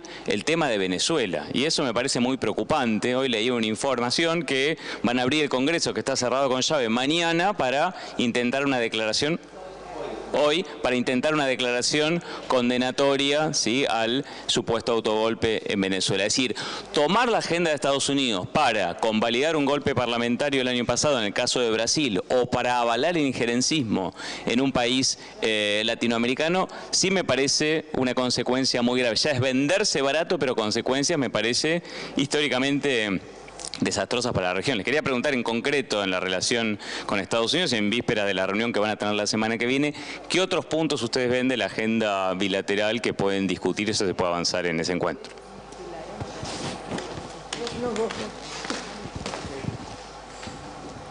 Un comentario primero sobre lo de Ernesto, de la inserción pasiva. Una cosa que no se señaló acá expresamente, pero que es importante tener presente, es que uno de los cambios que hay después de la crisis del 2008 es que, entre comillas, una de las cosas que los neoliberales tenían razón, ellos decían, vos tenés que abrir la economía porque el sector más dinámico de la economía mundial no es la producción interna, sino es la exportación. Las exportaciones crecían, el comercio internacional crecía en el mundo el doble que la economía mundial. Entonces, la estrategia de abrirte mucho y vender y crecer al doble de lo que crece la producción tenía una cierta lógica. Eso se murió. Eso se acabó. O sea, el comercio internacional crece igual o menos que la economía internacional, que casi no crece, o sea que crece muy poco. Con lo cual, el centro de la estrategia o el centro del fundamento de las estrategias exportadoras se ha caído. Pero no es que eso lo decimos nosotros. Esa es la razón, si uno mira el último plan quinquenal de China, se da cuenta que el cambio está basado en eso. Los tipos dicen, no podemos seguir apostando a que Europa o Estados Unidos van a tener el mismo dinamismo, por lo tanto tenemos que pensar más en cómo crecemos internamente. ¿Cómo hacemos para crecer internamente? Tenemos que generar una serie de mecanismos y de capital acumulado y viene capital para poder atender más el consumo. Le digo, bueno, porque si aumenta el salario, sí, me dice, pero eso no va a traer inflación. Parece que viene estudiado en nuestro país. Y dice, bueno, entonces vamos a hacerlo despacio. Pero digamos, ese es un problema que tampoco el gobierno toma en cuenta y eso hace que sea todavía más pasiva la inserción. Segundo, el modelo me parece que es claro, es un modelo tradicional. La Argentina va a exportar productos agrícolas, productos ganaderos, minería, combustibles, turismo y algo, se me escapa alguno más. Pero eso es todo. Y eso no solo lo han dicho varias veces, sino que lo han reiterado. Fíjense cuando fue el tema de Tierra del Fuego. No, que no se puede sostener, que se pierde más de lo que se gana, que se están manteniendo una serie de puestos ficticios, etcétera, etcétera, respecto a la promoción industrial de Tierra del Fuego. Y entonces lo dijeron claramente, dijeron, no, Tierra del Fuego tiene un gran porvenir si hace madera, acuicultura, turismo. Eso es todo, eso es Chile, eso es el modelo de Chile. O sea, ellos creen que eso se puede hacer. La vieja historia argentina señala que con eso sobran unos cuantos millones y que hay que reducir el salario y que tiene una serie de inconvenientes después para su sustentabilidad. Otra cosa, no hablan, me parece, eso también es un error anterior, la Argentina no habla del cambio climático, es decir, de cómo se adapta una estrategia de desarrollo al hecho cierto del cambio climático. No, ni en tecnología, ni nada de eso, no, es como que no va a existir. No van a existir las trazas de carbono, no van a existir, nada de eso va a existir para nosotros. Me parece que eso es un déficit general que tenemos y que habla de nuestro tradicional provincialismo. Como estamos lejos, creemos que nadie se va a enterar, pero cuando estamos lejos somos los que más vamos a sufrir cuando empiecen a aplicarse esas tasas de carbono. Dos menciones. Uno, a mí me hace acordar Trump mucho a Reagan, a Ronald Reagan, que hizo cosas muy parecidas, que venía más o menos de afuera del sistema político, había pasado por ser gobernador, pero el tipo venía de afuera, y que viene después de una presidencia débil, después de Carter, que todo el mérito que le encontramos nosotros es lo que hace que la mayoría de los norteamericanos lo consideren el peor presidente de la historia. Débil, frágil, incapaz de hacer una guerra como corresponde, un señor que no pasaba nada y que tuvo que venir Reagan para ponerse firme. Los iraníes contribuyeron al triunfo de Reagan, ustedes se acuerdan, ¿no? Que le fracasa la negociación por los rehenes un poquito antes de las elecciones. O sea, el triunfo de Reagan es un regalo del ayatolá en su momento. Eso, por un lado, me hace acordar a eso. Y eso hace también la búsqueda de la fortaleza y de devolver el poder de Estados Unidos. No solo es Estados Unidos, America First, sino es también nosotros somos fuertes y ya van a ver los sirios, ya van a ver los afganos y ya van a ver los coreanos. Y yo temo que él haga en algún lugar una demostración de fuerza más brutal de las que ya ha hecho y más extendida, porque eso es muy consistente con devolver la confianza a los Estados Unidos, y él va a intervenir en los mercados haciendo estos acuerdos que decía ella, con lo cual no va a ser liberal en eso, pero va a ser liberal en que va a bajar los impuestos internos, porque él confía en que efectivamente el capitalismo funciona si uno le quita trabas a los grandes emprendedores, que es una vieja verdad norteamericana. Eso no va a solucionar Baltimore ni Detroit. Eso no va a solucionar eso. Una última mención a los acuerdos de OMC y TLC. Yo coincido. La OMC le pasa o le pasó lo que ha pasado con el multilateralismo.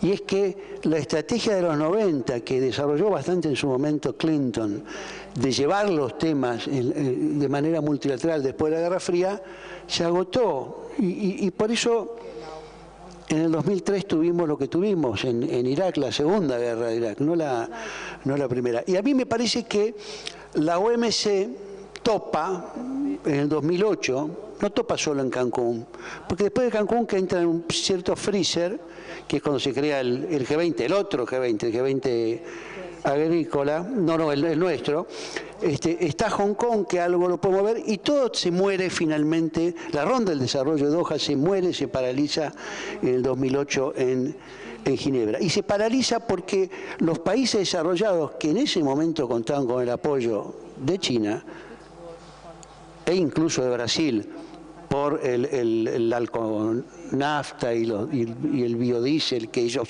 creían que podían tener un acuerdo bilateral con Estados Unidos para exportar, estaban dispuestos a acordar. El grande que se opuso fue India, que en esa época no estaba Mori, y Sudáfrica y Argentina. Y eso fue lo que hizo en el Green Room que fracasara y se paralizara el acuerdo. Paralizado ese acuerdo, lo que ha servido la OMC hasta ahora es para los paneles. Pero el tema sustantivo no ha resuelto más. Nos ha ayudado en algunos paneles, porque los paneles son también un arma multilateral de ponerle freno a Estados Unidos. Pero creo que ahora la posibilidad de reflotar la OMC puede estar dada porque piensan que tienen condiciones para hacerlo y para llevar a la OMC esos acuerdos, esos TLC. Y puede ser también que esté porque China tiene otra posición y está transformándose en una especie de más abanderado o más activo en tema multilateral como una forma de parar a la presión de Estados Unidos. Eso hay que verlo. Lo que es cierto es que la ronda del desarrollo de Doha del 2001, que se suponía que era la primera ronda que le iba a dar prioridad, por eso se llama así, a los países en desarrollo, o sea que por lo tanto iba a parar esto de que básicamente es tirar abajo los aranceles industriales y mantener los agrícolas afuera de la conversación, eso que se suponía que iba a cambiar, no cambió y por eso la ronda ha fracasado. Me pierdo la última pregunta, que no la anoté. De la agenda. Yo creo que una de las cosas que quieren y que se mencionó, para algo que no se concretó mucho, es participación militar argentina en las operaciones, estas que son más o menos Naciones Unidas, más o menos no, porque hay varias que ellos han hecho en el borde o directamente afuera de Naciones Unidas, ¿no? Ellos se mencionó en un momento la posibilidad de presencia de tropas argentinas en República Centroafricana, que no es una buena idea, porque no son tropas de separación, no son peacekeeping operations, son mucho más peace building operations. Y entonces, por lo tanto, la implicancia y manejo de las tropas es bastante distinto. Yo creo que van a pedir eso. Creo que posible quieren algún avance, no sé si bases, porque yo creo que lo que se habló de Ushuaia creo que no es base, creo que tiene más que ver con una vieja idea argentina de transformar Ushuaia en un gate para la Antártida con depósito, y eso no es exactamente base, sino puede ser un punto. Eso es una forma de competirle a Punta Arenas, que es la que se ha transformado hoy en la entrada. Todos los que van a la Antártida pasan por Punta Arenas en vez de pasar por Ushuaia, y eso es algo que podría intentar. Yo no creo que esté en la base, y además creo que el Congreso no lo aprobaría. Lo mismo el movimiento de tropas, que eso sí hay que estar atento. La ley que hicimos en el 2004, creo que fue, por el tema de las inmunidades. Ustedes saben que los norteamericanos no aceptan que sus tropas estén sometidos a las leyes del país. Entonces quieren que estén por encima de todo y con inmunidad completa, no solo inmunidad funcional. No es que si el señor dispara un cañón de artillería y el tiro sale mal y mata a una familia en una choza, el pobre tipo no tiene responsabilidad porque estaba haciendo un ejercicio que salió mal. No, la inmunidad total es para el señor que se viola a la chica en el bar. Bueno, ellos no aceptaban eso. Para hacer eso, lo que se logró en el Parlamento es que es una ley que regula la entrada y salida de tropas. Y todos los ejercicios que se realizan en el exterior y la entrada de tropas extranjeras está estrictamente regulado y debe ser aprobado por ley. Eso hace que como la inmunidad que se da a Estados Unidos es funcional, no vengan tropas de Estados Unidos ni de otros países. Si eso se quiere cambiar, sí se puede modificar bastante la dinámica de movimiento de tropas y de actividades conjuntas. No, muy brevemente, ¿no? A ver, la pregunta sobre la inserción pasiva. Yo creo que no es pasiva en realidad, es desarticulante, es peor, digamos, que pasiva. No es, bueno, ya que está esto yo lo hago, sino que se está desarticulando una cantidad de instrumentos que están presentes todavía y para generar una economía cada vez más abierta. Entonces va a ser pasivo una vez que primero desarticule. Veremos qué pasa en el camino, ¿no? Por un lado, eso. Por otro lado, me parece que con esto, inserción pasiva que decías Ernesto, es decir, a mí lo que me preocupaba, como dije antes, es desaprovechar las condiciones internacionales de mucho momento de mucho pragmatismo, es lo que yo si fuera incluso canciller haría eso, digamos, no necesito llegar a presidenta, puedo hacer eso, es decir, un momento de mucho pragmatismo me parece que es necesario. Con las exportaciones como motor del crecimiento, sí. A ver, estoy de acuerdo, lo que decía Jorge, un poco menos hoy en día que antes, pero siempre estuvo en cuestionamiento la distribución de las ganancias del comercio. Es decir, la distribución interna de las ganancias del comercio. Entonces, que las exportaciones me llevan a crecimiento y que llevan a ganancias al país y, en su conjunto, sí. Pero cómo se distribuyen es otro problema. Y es un problema para Argentina muy importante y mucho más importante que para otros países de América Latina, o digamos, yo no sé, América Latina, vamos a ser un poquito más modesta acá, pero no es lo mismo exportar soja que petróleo. El petróleo normalmente está en manos de una empresa estatal, entonces la distribución, primero, es una renta que le llega al Estado, no llega a los privados, que luego la tiene que recuperar el Estado a través de impuestos, de retenciones, de ganancias, lo que usted quiera, pero es difícil de recuperar. Es decir, es lo que se llama la apropiación estatal de la renta generada por el comercio. Es un problema muy... Yo creo que Argentina es casi el único país del mundo con esa situación. No, esto no lo estudié, pero me da la sensación que es el único país del mundo. Porque el país parecido, ¿cuál es? Uruguay. Pero Uruguay tiene renta financiera, tiene renta inmobiliaria, tiene dos rentas que son muy diferentes. Argentina, bueno, hay que ver si Macri no hace un paraíso fiscal de este país. Ese puede ser un modelo. Bueno, esto puede estar en la agenda, yo no lo vi, pero no sé, podría ser. Entonces, la verdad que me parece que el tema de las exportaciones para Argentina realmente es muy importante. No es lo mismo exportar cobre, que está en manos de Codelco, no es lo mismo exportar petróleo, que es Pemex o PDVSA, etc. Es muy diferente cuando uno está exportando un commodity que está en manos de los privados. Ya vimos los problemas que hemos tenido. Me parece que eso es lo único. La agenda bilateral, la verdad que no tengo nada para agregar. No. Francisco. Sí. Hola. Ahora paso, pero un comentario que agrego a lo que decía Jorge Tayana, no solamente que se ralentizó el comercio exterior en relación al crecimiento del PBI, que está más lento que en las décadas anteriores, que ya era lento, sino además la inversión extranjera cayó. Los flujos de inversión en el mundo desde el 2008 hasta parte no se han recuperado y todo lo poco que han crecido ha sido a la mano de un gigantesco fenómeno de fusiones y adquisiciones. Estamos ante una etapa clásica de concentración y centralización de capital. Esto es dicho no con estos términos, claro, pero está en los informes de UNCTAD de informe de inversiones. No es que el trotskismo lo avisa, está en los organismos multilaterales. Esto como un dato, digo, porque el mundo de este desorden tiene estos elementos. La pregunta que les quería hacer es, dado por los roles y estudios que tienen, es, bueno, a ver, ¿qué espacios alternativos y qué alternativas hay para construir? ¿Qué caminos se abrirían, si es que hay abiertos, o lo único que podemos hacer por el momento es oponernos? Sé que es una pregunta demasiado abierta, pero bueno, por eso son los que saben y a ver qué nos pueden decir.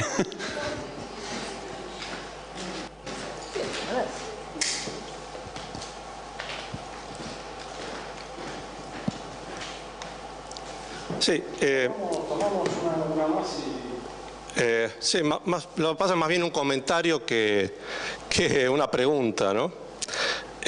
Bueno, yo soy Miguel Pese, fui el vicepresidente del Banco Central hasta diciembre del año 2015 y me tocó representar a la Argentina en el G20 durante una etapa muy interesante, pues fue la etapa de institucionalización del G20. Que tuvo además un efecto muy importante, no solo en la discusión de la regulación financiera internacional. Esto ya no se reducía a la discusión dentro del G7, sino que se incorporaron los países periféricos a esta discusión y se incorporaron activamente. Quien toma esta decisión de incorporar a los países periféricos es Estados Unidos, es el presidente Bush cuando convoca al G20 y no convoca al G7 en el momento de la crisis del 2008 y 2009. Y esto ha tenido un efecto adicional y es la incorporación de estos países también al Financial Stability Board, que se institucionaliza con todos los países periféricos, y la ampliación del Comité de Basilea también a todos los países periféricos integrantes del G20. Pero creo que también hay, en la década que pasó hay un elemento determinante que es la incorporación del renminbi a la canasta de DEC, que creo que es algo que no podemos ignorar. Y lo que llama la atención a uno que le tocó presenciar estas discusiones, tanto de la ampliación del G20, su institucionalización y demás, es que el que alentó esto fue Estados Unidos, ¿no? Y hubo una fuerte oposición europea, tanto a la ampliación del G20 como a la incorporación del renminbi en la canasta de monedas. Entonces, creo que la aparición de China en este contexto es determinante, y creo que la institucionalización de los países emergentes dentro de la discusión de la regulación financiera internacional también es un elemento nuevo que tenemos que tenerlo presente. Por eso yo no desvalorizaría el G20. Yo creo que es un foro que hay que valorarlo. Nunca hubiera sido de G20, sede de G20. Creo que el gobierno se equivoca en ese punto. Hay muchos países miembros del G20 que no han sido sede. Creo que no estamos en condiciones de serlo, pero nos abre una oportunidad muy importante, porque al ser secretaría podemos imponer agenda. Y con respecto a lo que hablaban del comercio internacional, lo que uno ve es a China creciendo aceleradamente, ¿no?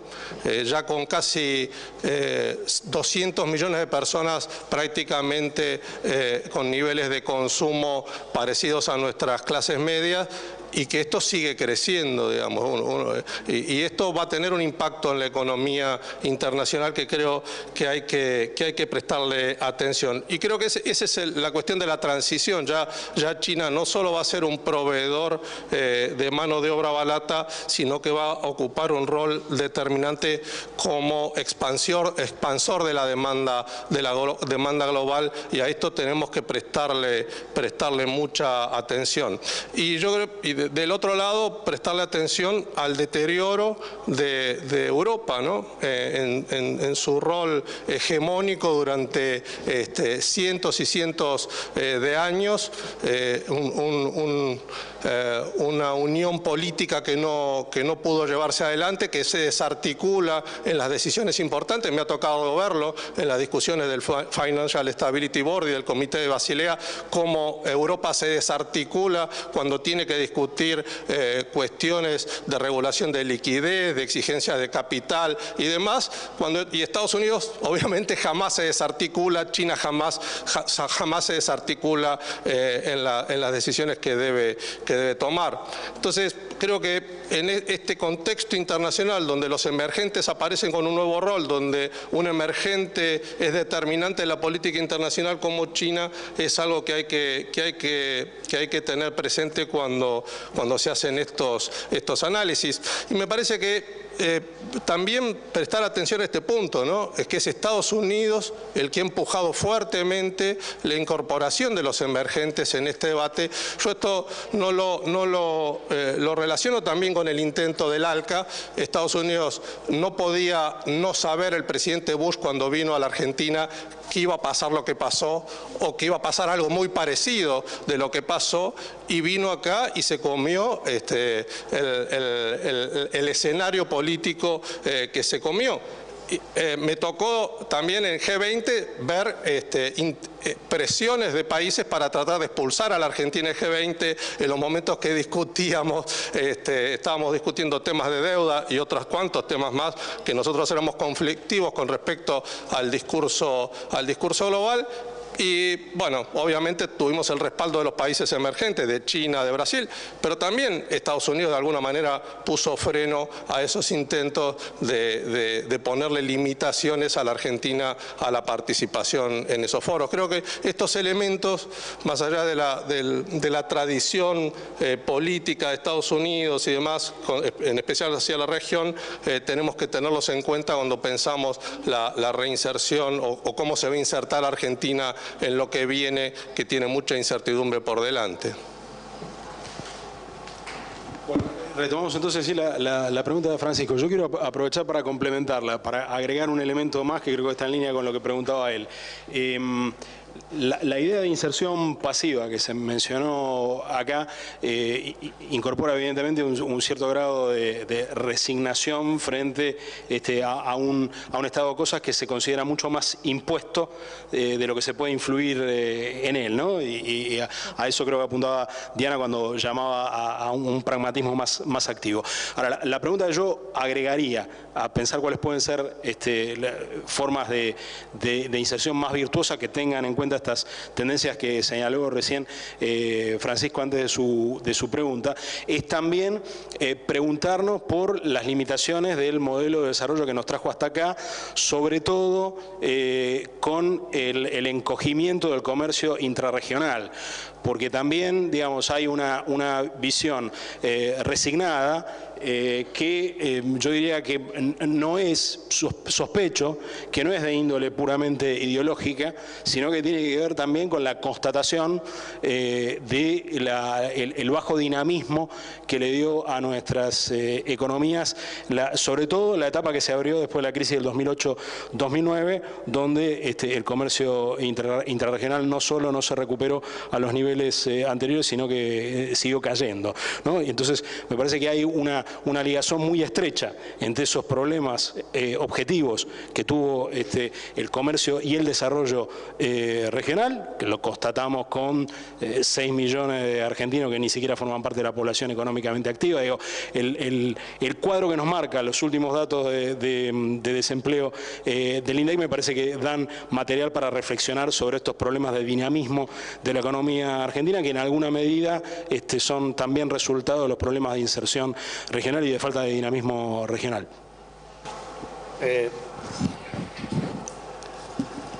Tiene que ver con la pregunta de él, cómo seguir. Bueno, una cosa es lo que decía Diana, ¿no? Hace falta recuperar el pragmatismo y la claridad de respuesta. Eso en parte está. Si uno mira la realidad y mira, por ejemplo, el comercio exterior de Argentina, el comercio exterior de Argentina es hoy bastante diversificado en sus destinos y tiene una orientación mucho más sur-sur de lo que históricamente se podía suponer. Eso nos da ciertos grados de libertad que debiéramos ser capaces de aprovechar.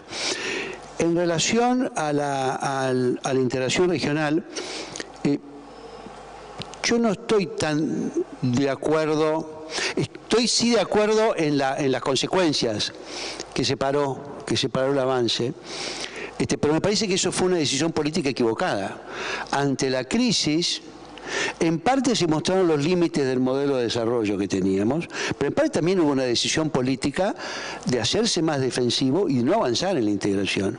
Y si uno mira el 2012, por ejemplo, que es un año 11 o 12, me da la duda, Argentina redujo el 8% sus importaciones globales. Bueno, el porcentaje de reducción de China fue 0 y el porcentaje de reducción de Brasil fue 22%. Eso fue una decisión política que tomó el entonces secretario de Comercio, Moreno. Y Moreno privilegió, vía los supermercados, Polman y todos que compran en China, privilegiar la compra china de bienes de consumo y de intermedios por sobre fortalecer una estrategia de integración productiva con Brasil. Yo creo que eso fue un error importante.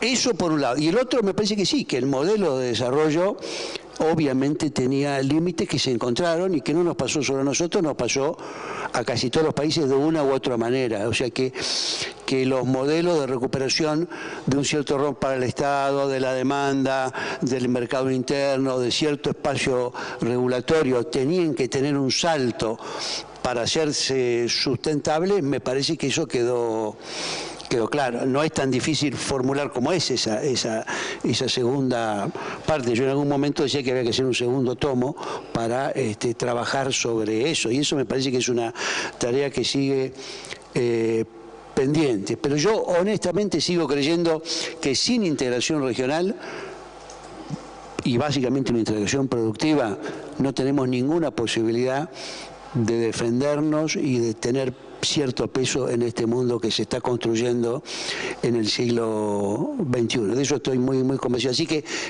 veo que hay muchísimas dificultades, pero tenemos que encontrar la forma de superarlas, porque de lo contrario creo que estamos listos. Sobre el G20, sí.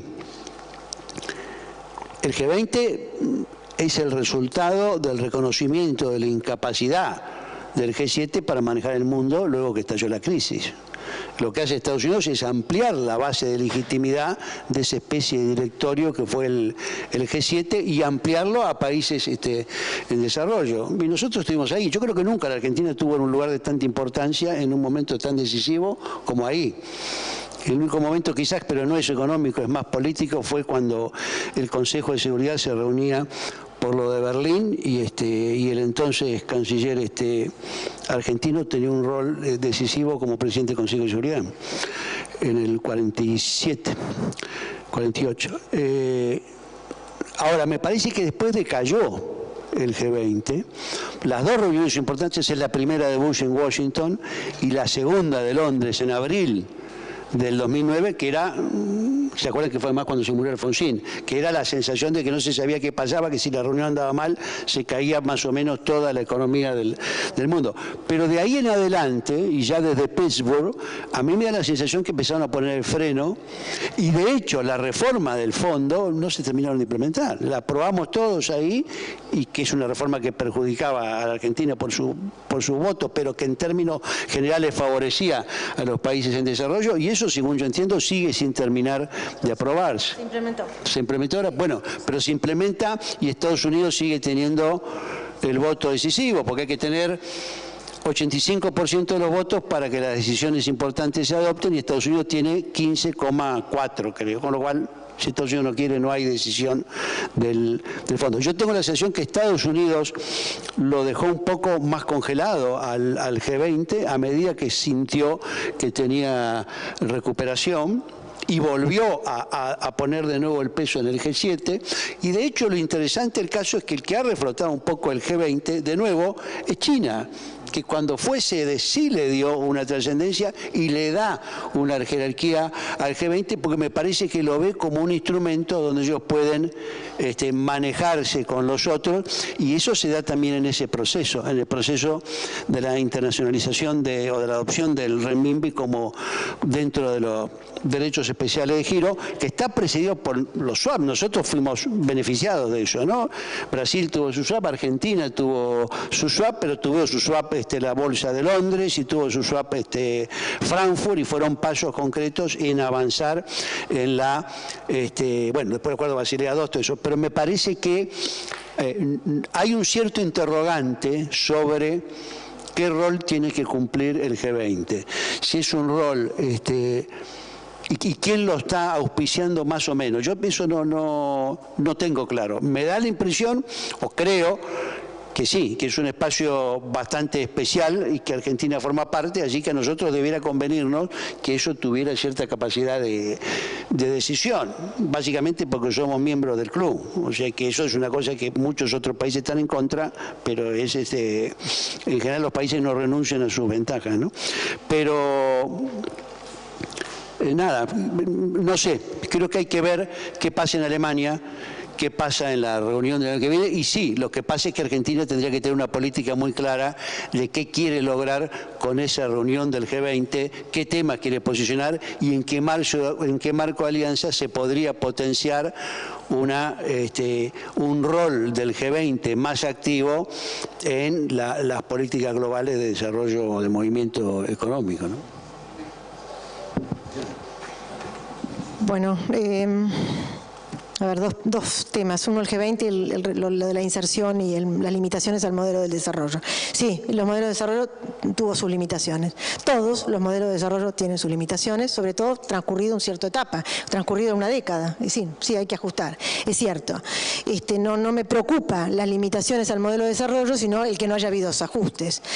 Y el encogimiento del comercio regional, me parece que hay varias razones. Una es la que mencionó Jorge, la otra es la misma composición del comercio. En realidad no es que encogió el comercio regional hasta el 2008, sino que creció el comercio extrarregional. Entonces, en realidad, la participación del comercio regional en el comercio global de los países fue mucho más.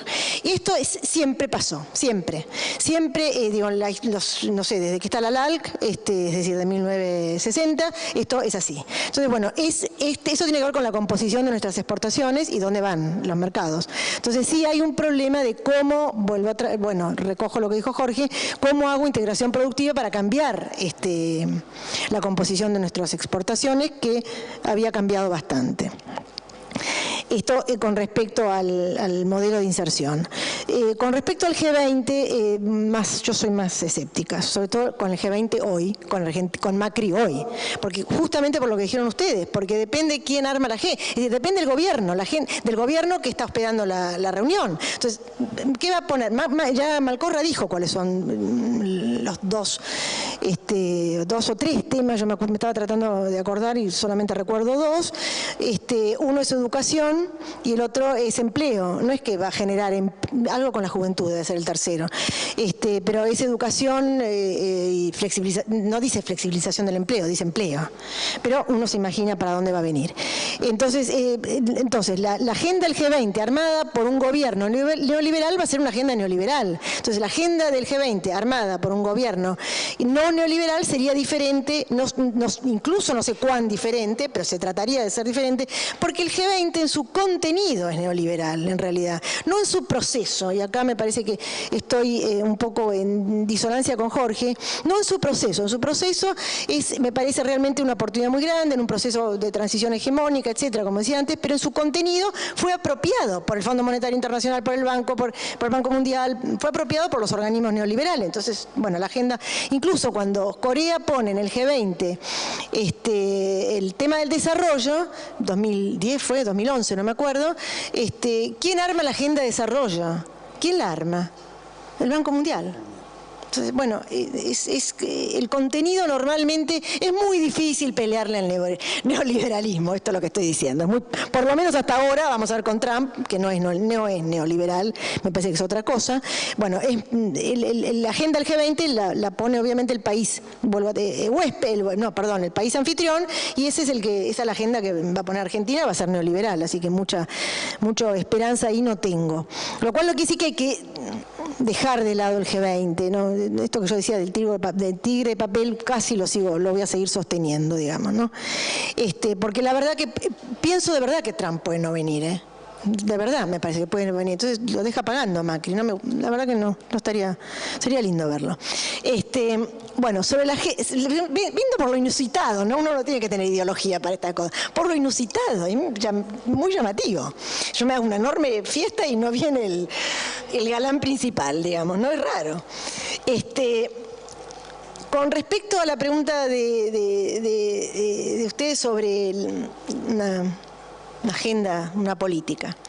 Bueno, primero, por supuesto, está la oposición, está la resistencia, está la construcción, hay que ganar elecciones, hay que usar el Parlamento, hay que usar la movilización y hay que hacer inserciones más activas. No le podemos pedir a este gobierno, pero bueno, ¿por qué Argentina no es parte del nuevo banco de desarrollo que armaron los BRICS? ¿Por qué no es miembro del banco nuevo que armó China, el Asian Infrastructure Investment Bank? ¿Por qué? ¿Por qué? Argentina podría haber sido, la verdad, en el otro gobierno también se podría haber insertado. ¿Por qué no se hizo? No sé. Y esa sí, ahí sí hay una posibilidad de una agenda de contrapeso al Fondo Monetario Internacional, más que al Fondo Monetario Internacional, al Banco Mundial. Es una agenda de contrapeso muy importante porque no tiene la capacidad de préstamo que tiene el Banco Mundial, todavía, pero tiene una capacidad de préstamo que no tiene las condicionalidades que tiene el Fondo y que tiene el Banco Mundial. Entonces, ahí me parece que hay hubo una oportunidad desaprovechada y por lo visto la va a seguir habiendo. Bueno, no viendo a nadie que se abalance a pedir otra pregunta y estando pasado de las 8, les quiero agradecer a Jorge y a Diana, por supuesto agradecer también en mi propio nombre a la Fundación Ever por la oportunidad de coordinar esta mesa tan interesante y a todos ustedes la presencia. Buenas noches.